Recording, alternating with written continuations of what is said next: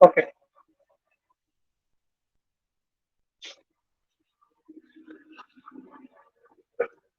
write down third point. Third point. When the charged particle,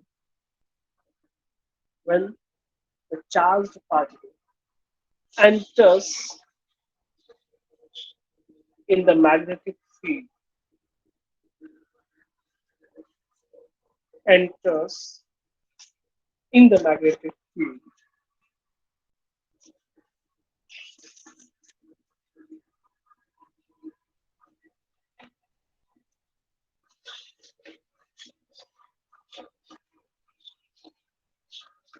making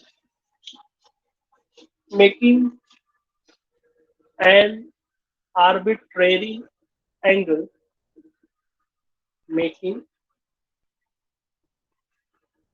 an arbitrary angle, making an arbitrary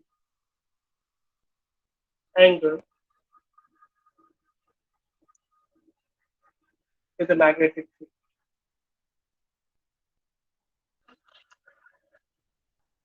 with the magnetic field. Okay.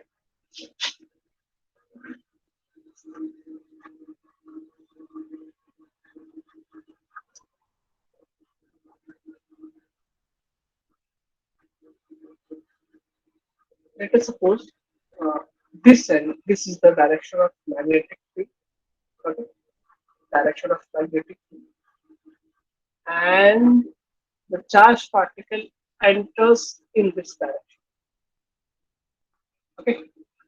This is the angle theta. That is the angle between magnetic field and velocity. Correct. Okay. You know very well uh, when when the charged particle enters along the magnetic field, there is no force on the charged particle. And when the charged particle enters perpendicular to the magnetic field, it will make a circle. Okay. But here in this third case, previous two cases are present. You can resolve this velocity vector into along the magnetic field component and perpendicular to the magnetic field component. ये velocity vector को हम along the magnetic field component यानी v cos theta और v sin theta में हम change कर सकते हैं. पहले देख लो उसके बाद लिख लो. v cos theta और v sin theta में हम कन्वर्ट कर सकते हैं. हम जानते हैं कि एक कंपोनेंट जो परपेंडिकुलर वाला कंपोनेंट है, इसका परपेंडिकुलर वाला कंपोनेंट है, इसको सर्कल में घुमाएगा और अलोंग द मैग्नेटिक फील्ड वाला इसको आगे की तरफ लेके जाएगा.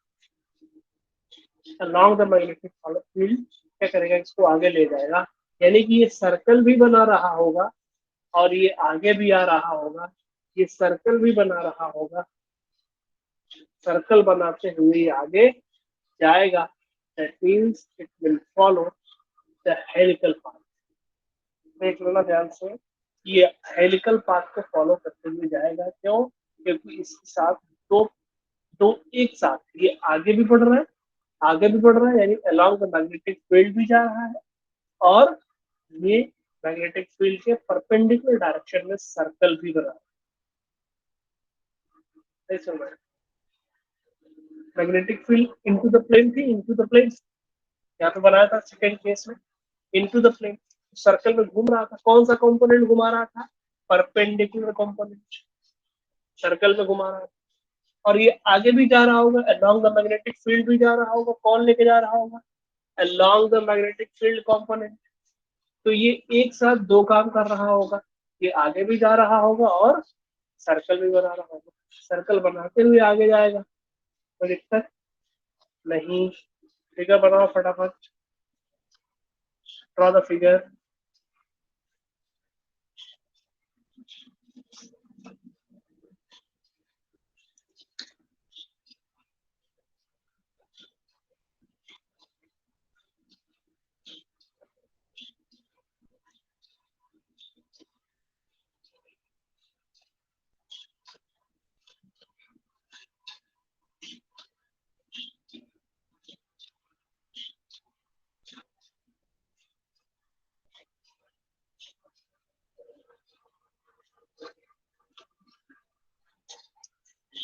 जो परपेंडिकुलर कंपोनेंट इसको सर्कल में घुमा रहा होगा, हम जानते हैं Fm is equal to F.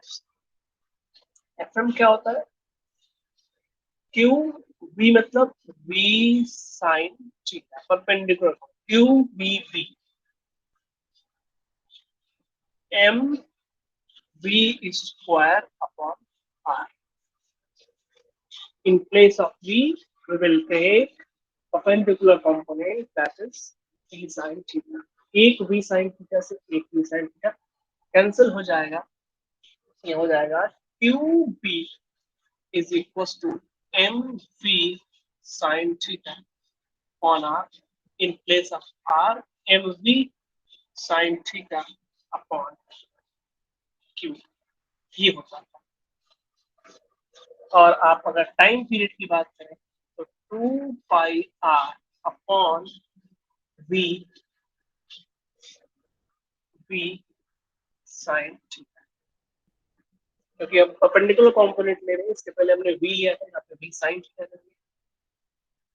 2 pi upon v sine theta in place of r m v sine theta upon q. V sine theta cancel, again the formula will be the same, 2 pi m upon, this is the formula to calculate the time period.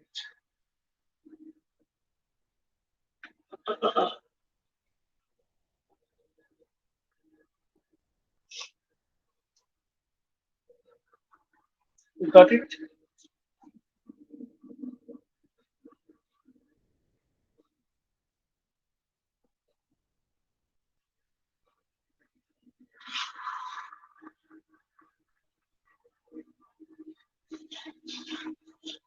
Done?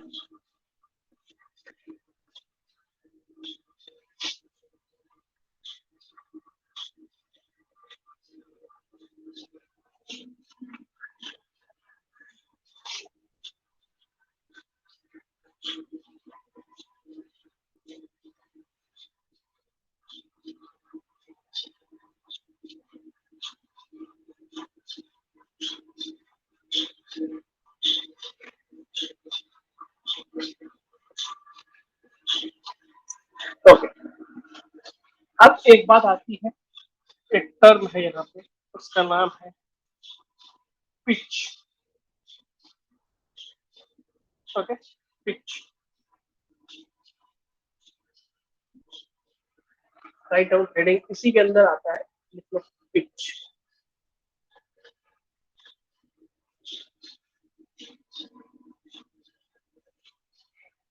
The linear distance traveled by the charged particle, the linear distance traveled by the charged particle, the linear distance traveled by the charged particle in the direction of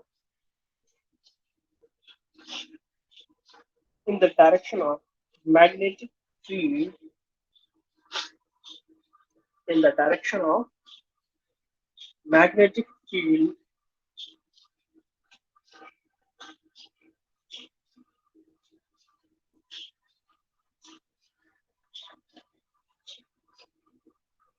during its period of revolution, during its period of revolution।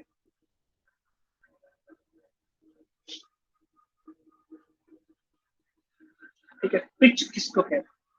During its period of revolution. देखो यहाँ pitch का मतलब क्या होता है कि एक cycle जब कंप्लीट करता है अपने एक टाइम पीरियड में, ये कितना आगे गया लीनियर डिस्टेंस, यानी यहाँ से अगर वो स्टार्ट करता है, लेट अस सपोज यहाँ से स्टार्ट करता है, एक साइकिल कंप्लीट करके जब यहाँ आता है तो ये कितना फॉरवर्ड गया, आगे की तरफ कितना गया, this is the pitch. Diagram बना सकते हो आप, इसको हम कहते हैं linear distance travelled by, linear distance travelled by the charge particle in the direction of magnetic, क्योंकि हमारा मैग्नेटिक फील्ड की डायरेक्शन में आगे बढ़ रहा है विदाउट विदाउट एनी डेविएशन, और विदाउट डेविएशन जो फॉरवर्ड लेके जाता है वो कौन रेस्पॉन्सिबल होता है? v sin थीटा और v cos theta. v cos theta means along the magnetic field component जो है उसको आगे की तरफ लेके जाएगा, और perpendicular to the magnetic field component उसको सर्कल में घुमाएगा। ठीक है, तुम लोग कोई रेस्पॉन्स नहीं करते हैं, बहुत ज्यादा पढ़ा रहे हैं, अब बेकार है, तुम लोग कोई रेस्पॉन्स ही नहीं, न्यूट्रल बैठे हो, कुछ नहीं, जो चार पांच है बस वही रिप्लाई करते हैं, बाकी कुछ ऐसा लग रहा है कि कुछ सुना ही नहीं देता, कुछ भी बोलो नो रिप्लाई। पिच समझ में आ गया? आ ही गया होगा, काफी ज्यादा टैलेंटेड होते हैं। तो आगे ले जाने के लिए कौन रिस्पॉन्सिबल है? कौन सा component? V cos theta along the magnetic field, पहला केस। ठीक है, तो बताओ आगे ले जाने वाला जो डिस्टेंस है वो क्या है? पिच है, इसलिए लिखेंगे, इसके नीचे लिखना पिच इक्वल टू क्या होना चाहिए? वेलोसिटी। डिस्टेंस, ये पिच क्या है? बेसिकली डिस्टेंस है, distance is equal to velocity into time. अगर मैं टाइम को टाइम पीरियड लेता हूँ एक रेवोल्यूशन की बात, तो वेलोसिटी कौन सी होगी? v cos theta. तो v cos theta into t, because along the magnetic field जो वेलोसिटी का कंपोनेंट होगा वही रेस्पॉन्सिबल होगा। ठीक, आप चाहो तो आप की वैल्यू खुद कर सकते हैं, v cos theta into t की वैल्यू यहाँ पे 2 पाई m अपॉन 2। आप इसको सिंप्लीफाई कर सकते हैं या ऐसे ही रहने दो, कोई दिक्कत की बात नहीं है ना। v cos theta into t place of t you can write 2 pi m upon q, यानी घूमने का जो टाइम पीरियड है, वन रेवोल्यूशन करने का जो टाइम पीरियड है वो सेकेंड केस और थर्ड केस दोनों में सेम। आप चाहो तो फ्रीक्वेंसी भी लिख सकते हैं, f equal to 1 upon t।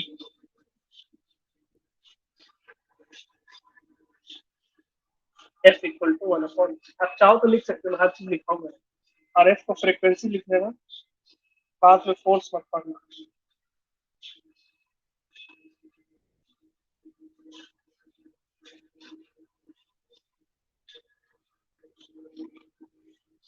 Write down next. Motion of a charged particle. Motion of a charged particle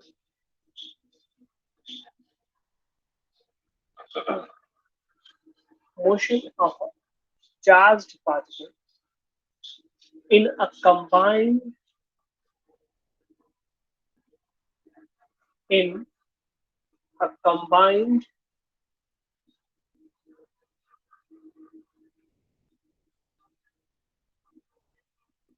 electric and magnetic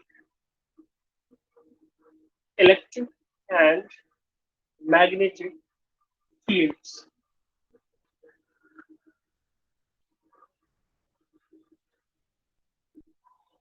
Combined electric and magnetic fields when they are perpendicular.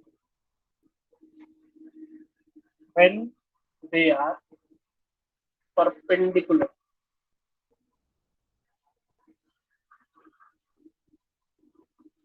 When they are perpendicular.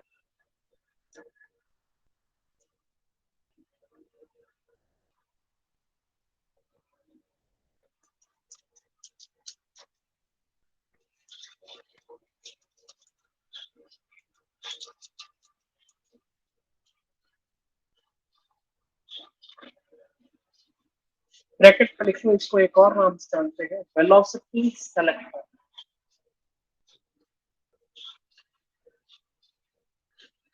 Velocity selector, क्यों इसका नाम velocity selector पड़ा हुआ है, ये भी clear हो जाएगा आप। Velocity selector. अभी मैं डायग्राम बनाने जा रहा हूँ, आप लोग बस बनाना, है ना। थोड़ा सा बुक में दूसरी टाइप का दिया हुआ है, मैं थोड़ा दूसरे टाइप का बनाता हूँ, बन जाएगा उसके बाद आप लोग।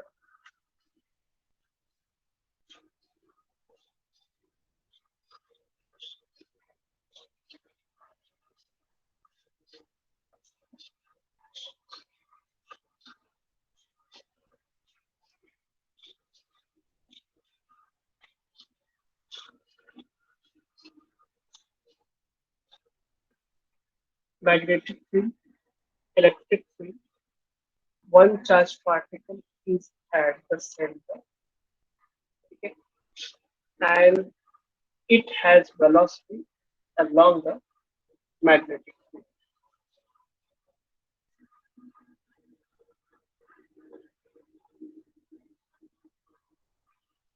Sorry,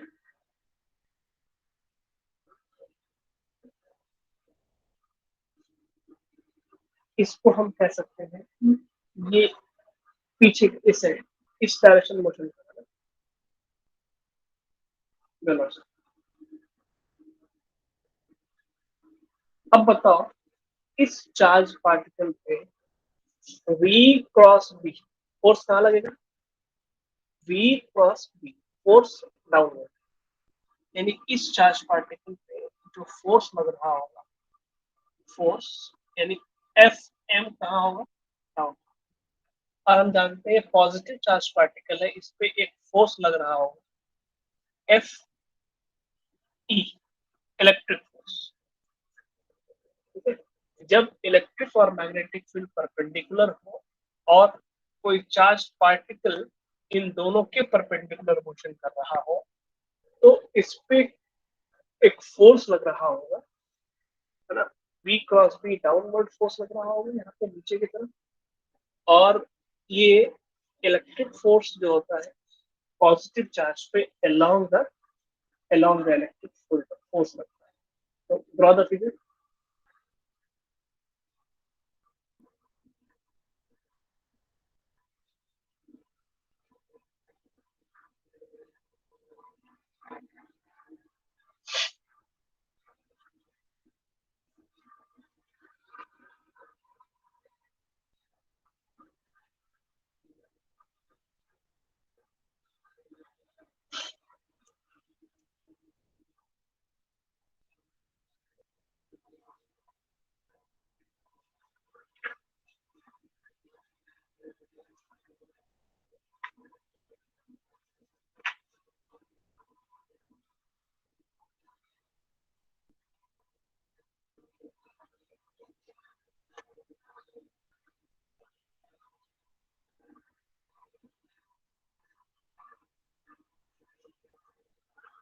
Okay.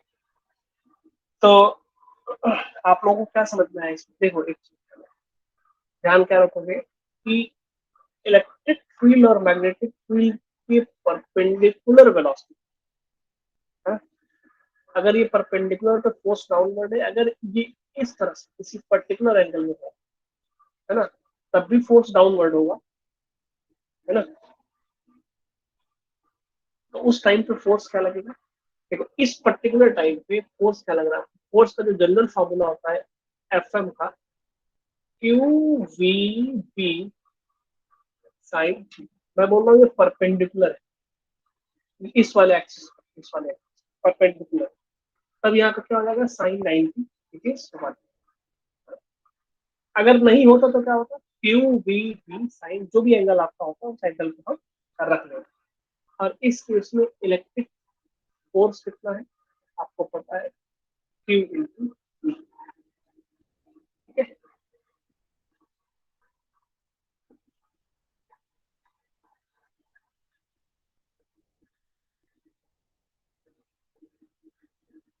इसके नीचे लिखो, the charge particle will move undeflected. The charged particle will move undeflected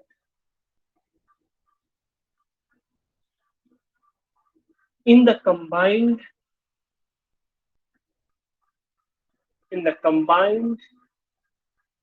electric and magnetic field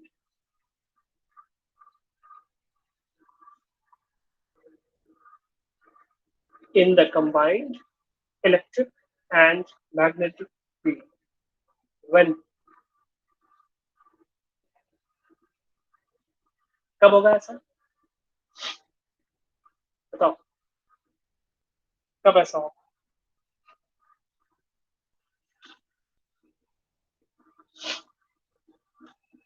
without any deviation, without any deflection, it will move when बताओ तो आगे बढ़ेंगे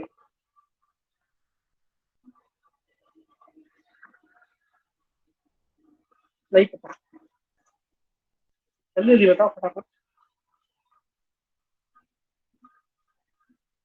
हाँ यहाँ पे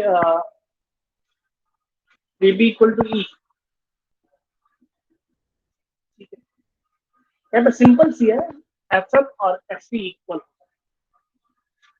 when without deviation without deflection कोई object move तभी करता है जब उस पे नेट फोर्स जीरो होता है ना पहले केस में बहुत डिटेल से बता कि अगर किसी ऑब्जेक्ट पे कोई फोर्स अप्लाई नहीं हो रहा है मतलब वो क्या कर रहा है वो उस पे कोई फोर्स अप्लाई नहीं हो रहा है अगर किसी ऑब्जेक्ट पे फोर्स अप्लाई नहीं हो रहा है मतलब वो विदाउट डेविएशन मूव करेगा या हम कह सकते हैं कि कोई ऑब्जेक्ट अगर विदाउट डेविएशन विदाउट डिफ्लेक्शन अपने पाथ को फॉलो करता है तो उसके नेट फोर्स जीरो है मैं बोल रहा हूँ कि the charge particle will move without deflection only and only when the net force on the charged particle will be zero ये तभी पॉसिबल है जब अपोजिट डायरेक्शन में जो फोर्सेस लग रहे हैं दोनों वो दोनों आपस में मैग्नीट्यूड में बराबर है ना तो क्या हो जाएगा कब ऐसा होगा आप उसके नीचे लिखोगे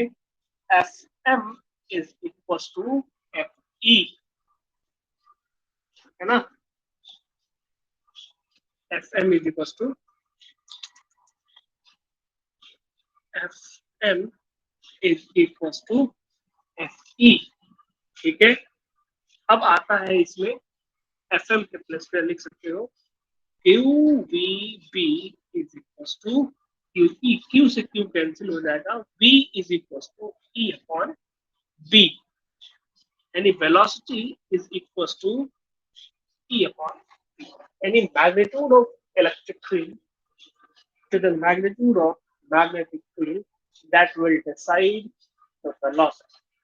यानी चार्ज पार्टिकल के मास चार्ज पार्टिकल के चार्ज पे डिपेंड नहीं करता है depends on the strength of electric and magnetic field यानी कि किसी भी कंबाइंड इलेक्ट्रिक और मैग्नेटिक फील्ड पे डिपेंड करता है कि चार्ज की क्या वेलोसिटी होनी चाहिए अगर चार्ज की वेलोसिटी इससे कम या इससे ज्यादा होगी तो उसमें डेविएशन आएगा वो अपने पाथ को फॉलो न करके डेविएट हो सकता है किसी और डायरेक्शन अगर ये कंबाइंड इलेक्ट्रिक और मैग्नेटिक फील्ड में मोशन करेगा तभी only and only when the ratio of the velocity should be equal to the ratio of the magnitude of the electric and magnetic field. ध्यान रखना कि अगर ये परपेंडिकुलर लगे किसी एंगल पे जा रहा होता तो यहाँ पे q v B sine theta लिखते और यहाँ पे q v B sine theta लिखते अपॉन में E upon B sine theta आता लेकिन परपेंडिकुलर वाले केस में क्योंकि इन जनरल जहाँ पे इलेक्ट्रिक और मैग्नेटिक फील्ड यहाँ पे combined electric and magnetic field exist करती है वो इन जनरल परपेंडिकुलर होती है ठीक है इलेक्ट्रोमैग्नेटिक वेव की अगर हम बात करते हैं तो उसमें क्या होती है इलेक्ट्रिक और magnetic field is always perpendicular electromagnetic wave के बारे में बताया था कि आप उसको पढ़ लेना तथा यूज बताया था तो पढ़ा नहीं होगा किसी चीज से मतलब ही नहीं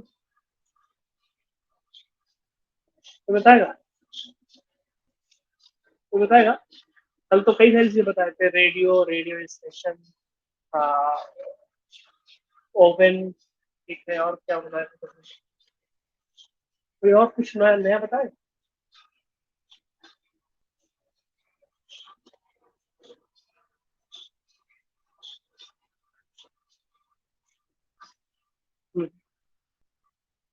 पढ़ा किसी ने पढ़ा कि नहीं, क्या होता है इलेक्ट्रोमैग्नेटिक वेव?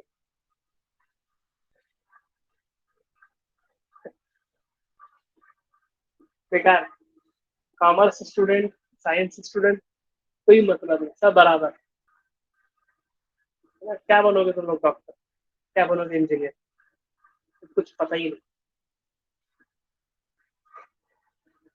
डेबिट कार्ड, चलो, डेबिट कार्ड तो मैग्नेट होता है। थर्मल स्कैनर, ठीक। मोबाइल फोन, वेरी गुड, यही सुनना चाहता था। जितने भी रेडिएशंस होते हैं वो सब के सब क्या है, इलेक्ट्रोमैग्नेटिक वेव। जैसे mobile, mobile signals, TV remote, बिल्कुल सही, AC remote, X-ray, very good. हाँ, एक्सरे भी होता है, बहुत सारी चीजें होती है मोबाइल के सिग्नल्स में, है ना। एक्सरे होगा, अभी पूछ जो एक्सरे कैसे होता है, एक्सरे तो आधे लोगों को पता ही नहीं, बोलेंगे कि सर हमने पढ़ा ही नहीं अभी तक, नहीं ना बोलोगे। तो ये बहुत बहुत कहते हैं, बहुत ही खराब आंसर होता है अगर आप किसी से कहोगे कि अभी हमने ये पढ़ा नहीं, खासतौर से जनरल नॉलेज की चीज, है ना। रडार सिस्टम, वेरी गुड, है ना। तो ये सब सब सब क्या है, the part of the electromagnetic wave. सब के सब क्या है, इलेक्ट्रोमैग्नेटिक वेव है। सनलाइट क्या है, इलेक्ट्रोमैग्नेटिक वेव। ये यूजुअल लाइट जो हम लोग यूज करते हैं वो भी क्या है, वो भी क्या है हमारा, वो भी हमारा electromagnetic wave. AM, yes, AM और एफएम ये दोनों भी हमारा क्या है, इलेक्ट्रोमैग्नेटिक वेव के ही पार्ट होते हैं। समझ में आई बात? इसी तरीके से बहुत सारे माइक्रोवेव ओवन की बात करते हैं। ओवन का मतलब क्या होता है, ओवन का मतलब होता है कोई एक ऐसा कंपार्टमेंट जो हीट प्रोवाइड करता है ना। ओवन, ओवन कई टाइप के होते हैं, पता है कि नहीं पता? कुछ पता हो, कुछ तो पता होना चाहिए। कितने टाइप के ओवन होते हैं? माइक्रोवेव ओवन, ओवन ओवन होता है, ओवन का मतलब होता है एक कोई ऐसा बॉक्स है, कोई ऐसा कंपार्टमेंट या कोई ऐसा रूम जिसमें किसी चीज को हीट किया जा सकता है।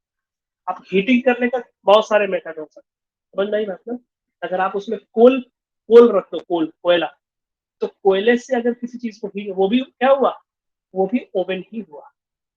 समझ में आई बात? हाँ, चूल्हा कह सकते हैं, भट्टी कह सकते हैं, सिंपल अपने अपने लोकल लैंग्वेज की बात, भट्टी।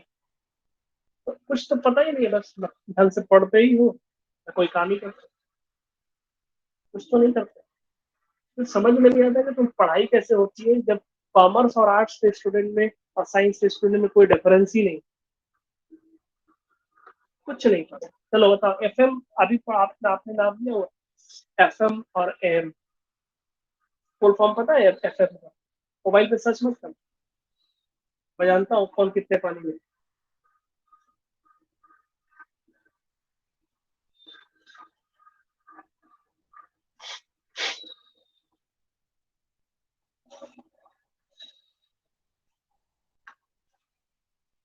जो मैथ्स स्टूडेंट्स हैं वो फ्यूचर में अगर इंजीनियर बनना चाहते हैं, फ्यूचर में अगर इंजीनियर बनना चाहते हैं, हाँ गूगल सर्च कर लोगे तो अलग बात है, फ्रिक्वेंसी मॉड्यूलेशन, ठीक है, एम्पलीट्यूड मॉड्यूलेशन, वो तो ठीक है। फ्यूचर में अगर इंजीनियर बनना चाहते हो, है ना, बहुत से लोग डिफेंस में जाना चाहते हैं, या डिफेंस में जाना चाहते हो आपको पता ही नहीं हो इलेक्ट्रोमैग्नेटिक वेव क्या होते हैं, बाकी चीजें। अभी तो मैं पूछ नहीं रहा हूँ कुछ, 11th में तो बहुत सारी चीजें मैकेनिकल से रिलेटेड है, और मैं स्पेशली आप मैकेनिकल से पढ़ा हुआ हूँ, आपको पता ही होगा। तो खैर छोड़ो, छोटी छोटी बातें हैं, बड़ी बातें तो आप जानते ही हो। तो इन द सिलेबस है, आउट ऑफ द सिलेबस तो आप, इन द सिलेबस में भी कुछ नहीं समझ में आता है, आउट ऑफ द सिलेबस क्या समझ पाएगा, है ना, स्पेशली बायो स्टूडेंट, है ना। ये सब नहीं जानोगे तो फिर बेकार है, इसीलिए फिजिक्स पढ़ाई जाती है और कोई वजह थोड़ी है। आपका थर्मल स्कैनर, वो भी वेव ट्रांसमिट और रिसीव करता है ना। जितने भी डिफेंस सिस्टम में जितने भी रडार होते हैं या फिर जो भी आपका सिस्टम होता है, मैक्सिमम तो आपका सेंसर से बेस्ड होता है। सेंसर मैक्सिमम सेंसर तो इसी के इलेक्ट्रोमैग्नेटिक वेव पे काम करते हैं। बहुत सारी चीजें जहाँ पे लाइट, आप ऐसा भी नहीं है कि जो विजिबल लाइट है ना, इंफ्रारेड कैमरा कैसे काम करता है, सैटेलाइट, सब के सब है वो, माइक्रोवेव, रेडियो वेव, है ना, इन सब पे बेस्ड काम। तो खैर उसको डिटेल में नहीं जाऊंगा। हाँ, आपको अगर पढ़ना हो तो पढ़ सकते हैं। मैं सिर्फ स्पेशली एक टॉपिक की बात कर रहा हूँ, बहुत सारे टॉपिक्स होते हैं जिससे आप थोड़ा सा जनरल नॉलेज जान सकते हो। अगर आप सिर्फ आपके लाइफ स्टाइल के आस में या फिर आपके जो एनवायरमेंट है उसके आसपास जो भी चीजें साइंस से रिलेटेड है उनके बारे में आपको नॉलेज होना चाहिए ना। अगर आपसे आर्ट्स या फिर अगर कॉमर्स का स्टूडेंट आपसे पूछे तो आपकी इंसल्ट नहीं होनी चाहिए। आपको साइंटिफिकली उस इंस्ट्रूमेंट के बारे में नॉलेज होना चाहिए। नहीं है तो कोई बात नहीं, या फिर इंसल्ट ही फील नहीं होती है ना, होता है ना। अगर इंसल्ट ही फील ना हो तो क्या जरूरत पड़नी है। चलो ठीक है, सभी लोग एक साथ अटेंडेंस लगा दो अपनी। ध्यान रखना, इस टाइम से पहले, इस टाइम के बाद देगा तो अटेंडेंस लगाएगा, उसको मैं काउंट नहीं करूँगा। लीव नहीं करना क्लास को। हाँ, कॉमर्स स्टूडेंट क्या पूछेंगे, वो खुद ही नहीं पढ़ते हैं। लेकिन बाई चांस अगर कभी पूछ ले सामने कोई चीज कर, मेक योर अटेंडेंस।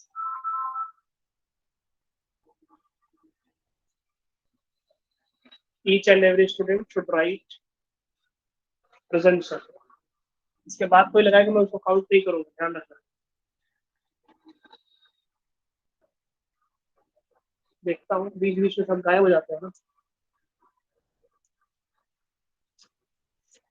वो रिकॉर्ड रहता है, पूरी लिस्ट आ जाती है, पूरा एक फाइल बन के आ जाती है, कौन कब लगाया है, कौन कब क्या बोला है, वो सब रिकॉर्ड हो जाता है टाइमिंग के साथ, माइक्रो सेकंड के साथ। ठीक है ना, इसलिए बहुत ज्यादा चलाकी मत करना। चलो नेक्स्ट आते हैं हम लोग न्यूमेरिकल्स कर लेते हैं। तुम लोग ना बूट खराब कर देते।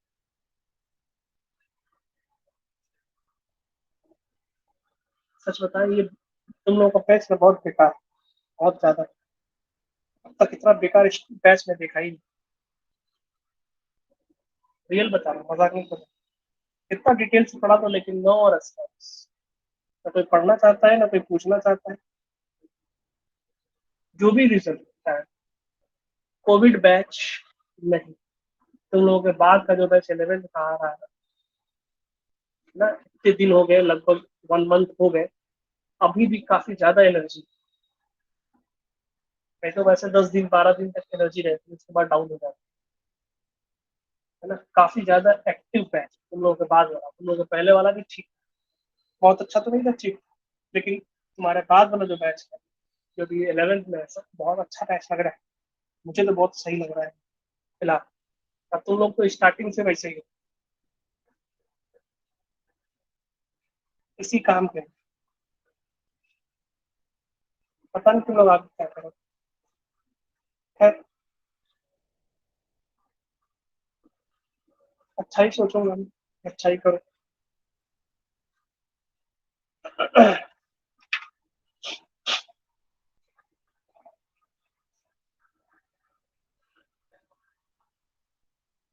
Okay, write down the question. An electron, after being accelerated,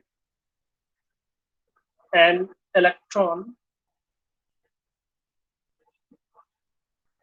after being accelerated through a potential difference of, through a potential difference of 10 to the power 4 volt, 10 to the power 4 volt, enters a uniform magnetic field enters a uniform magnetic field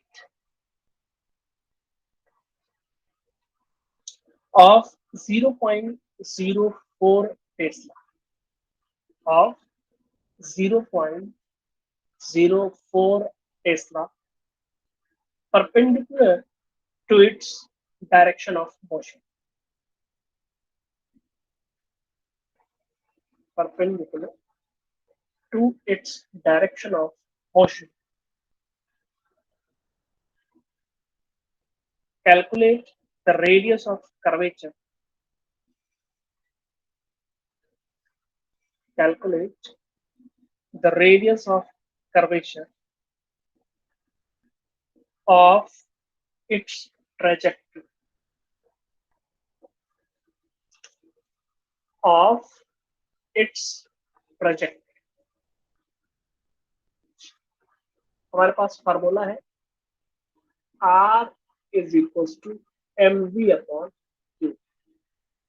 इसमें जो electron यानी कि हम मान लेते हैं कि मास given है 9.1 into 10 to the power minus 31 mass दिया है ना, और चार्ज भी हमको पता होता है 1.6 into 10 to the power minus 19 coulomb, and also B is given 0.04 Tesla. Velocity is not given. To calculate the radius, we need to calculate velocity. To calculate radius, we need velocity, and velocity is not given by chance, but volt is given, है ना? Voltage is given. कितना है ये? 10 to the power 4 volt. ठीक है? क्या करेंगे हम जानते हैं कि ईवी यानी Q इंटू ई होता है, इसको हम ईवी कह सकते हैं, या Q into v is equal to half m v square energy. तो यहाँ पे E into v is equal to half m v square.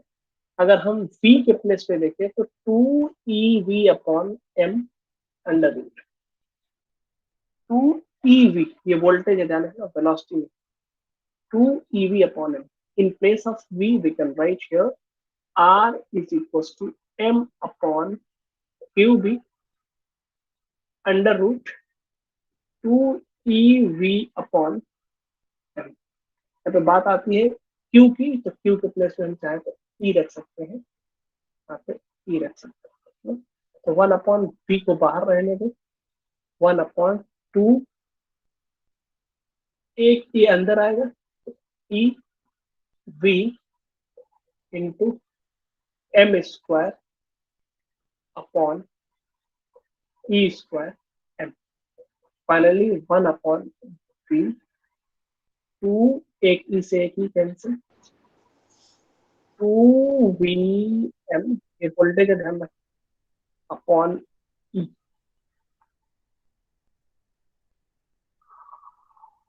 2 EV up 2 formula हो जाएगा 2 MV 2 MV upon E.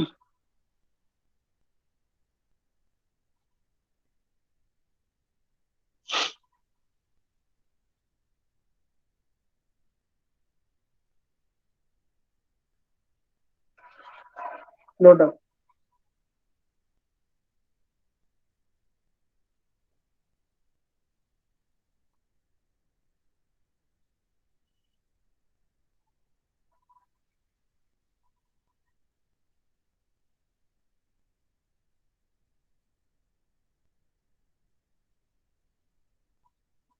You can put the values and it can solve।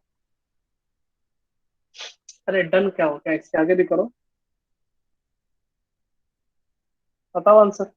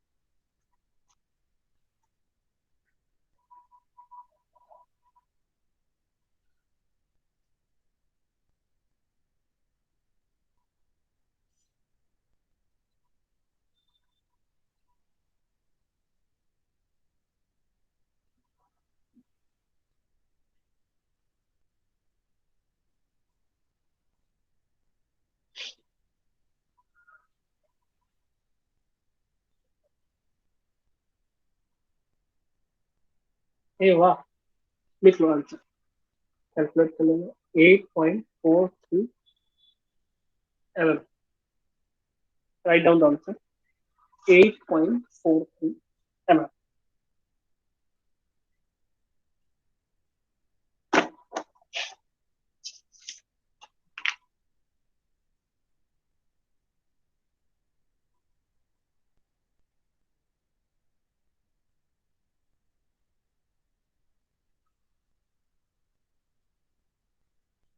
Right down next question. आ गया कुछ। चलो बाकी आंसर नेक्स्ट लिखो question. An electron entering a magnetic field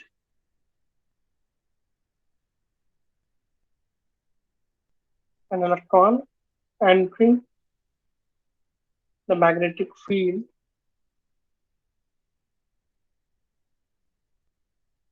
an electron entering a magnetic field of 10 to the power minus 2 Tesla. 10 to the power minus 2 Tesla. With a velocity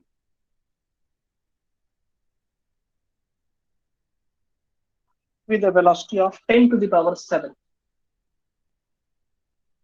meter per second. With a velocity of 10 to the power 7 meter per second, perpendicular to the magnetic field, perpendicular to the magnetic field, perpendicular to the magnetic field,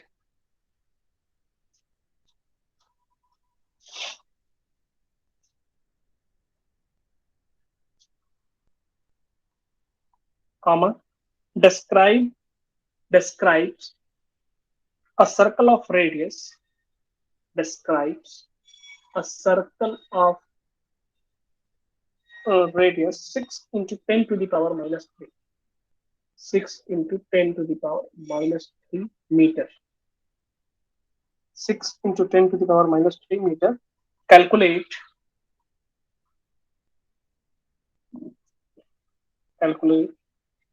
the charge by mass ratio.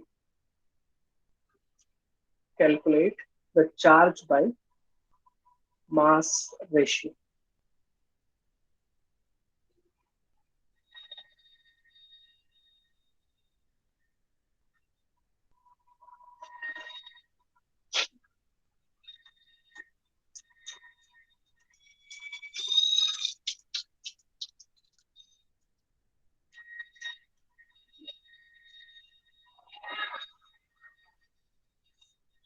ये m by q है तो q by m इधर कर लेंगे, v upon r b।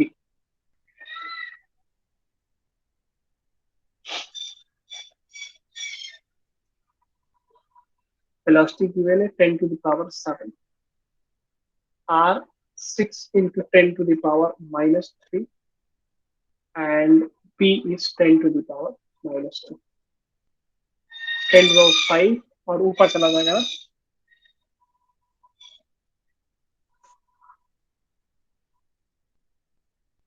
इसको ऐसे कर लो, 10 into 10 to the power 7 into 10 to the power 5, ये ऊपर चला जाएगा और अपॉन 6। ये 6 से डिवाइड करेंगे 1.6666 आएगा। 67 into 10 to the power कितना जाएगा?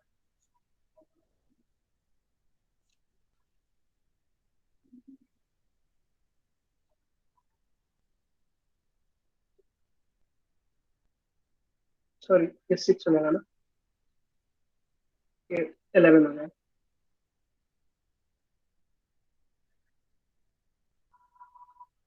कूलम्ब पर kilogram.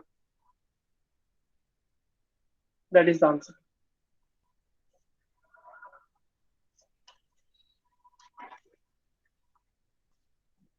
Okay. Then if it is done, you may leave the class.